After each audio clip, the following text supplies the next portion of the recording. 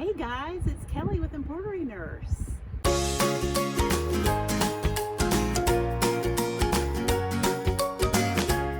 I'm coming to you filming outside today, so I hope you can hear me.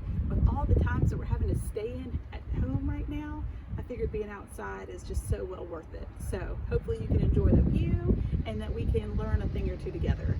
So today I want to talk about embroidery essentials, what I feel like everybody needs in their toolbox to be able to perform embroidery on just a wide range of items that you might be doing for your business.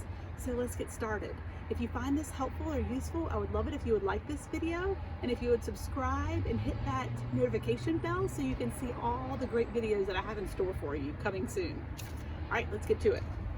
So these are in no particular order. I am not affiliated with any of these items. They just truly are what have been useful to me, what I have found helpful, and what I feel like can help you along the way.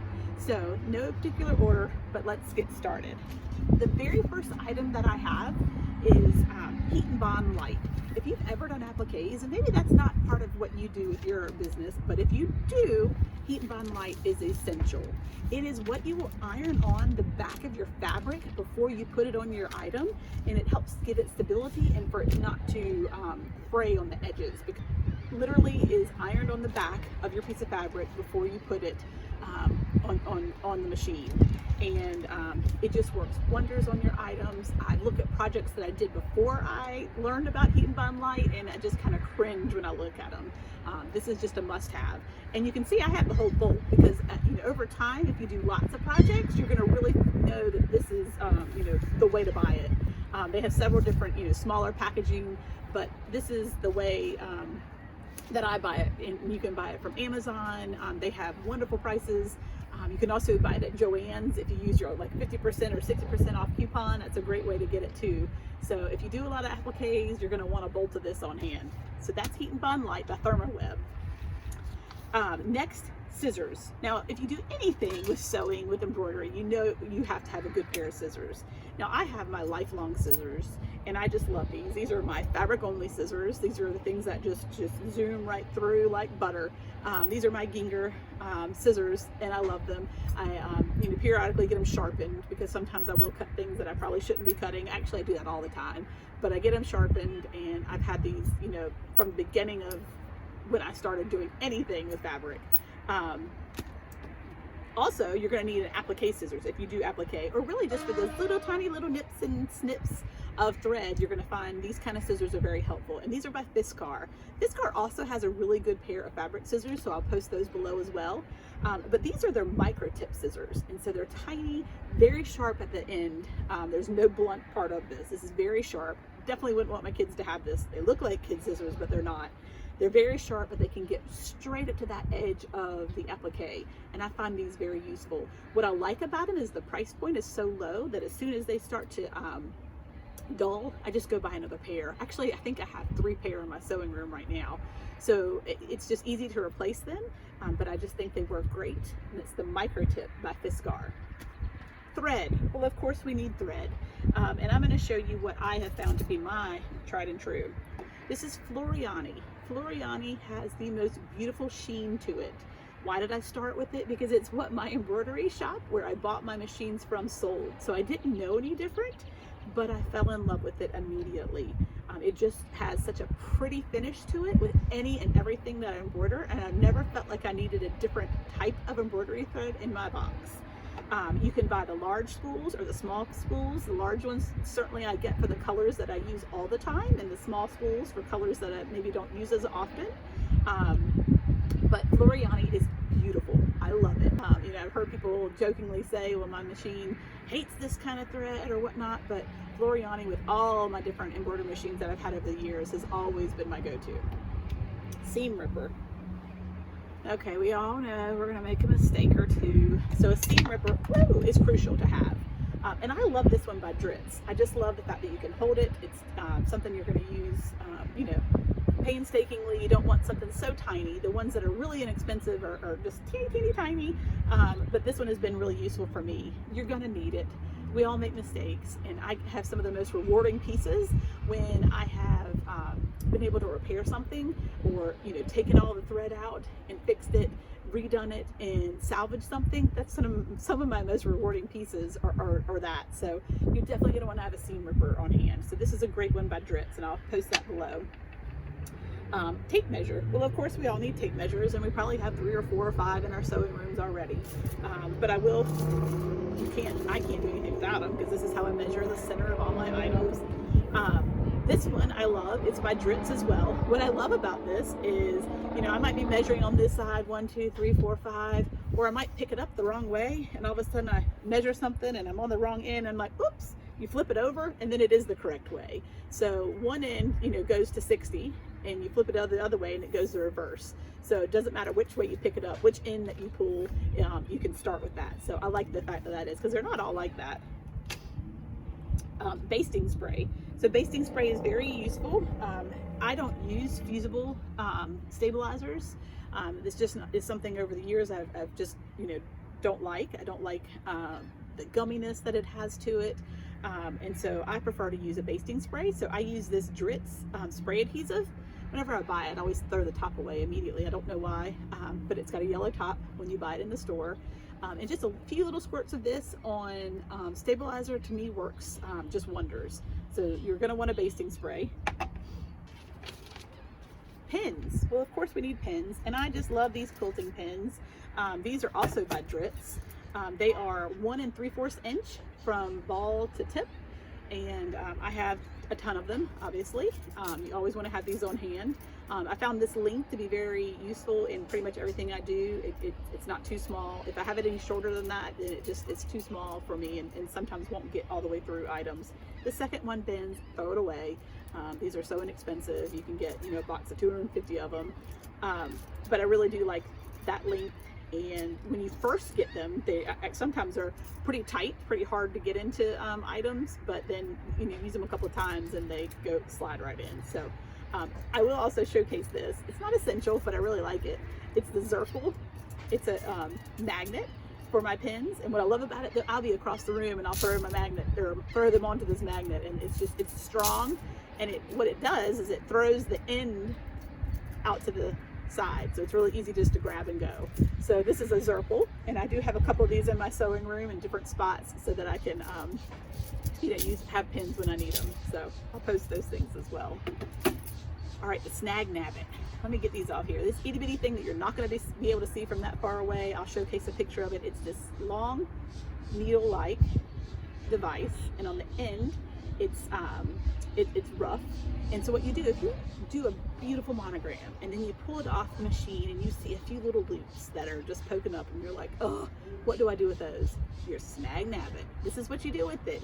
You literally will poke this into the area where that thread came out, pull it through the shirt, the rough end will pull it through, and that's all you have to do. That's it. It pulls through beautifully. It salvages, you know, a clean finished look. So these are highly recommended. I probably have 5 of them on here. Like if I don't have these, or if I can't find one, then I'm freaking out. So I buy them.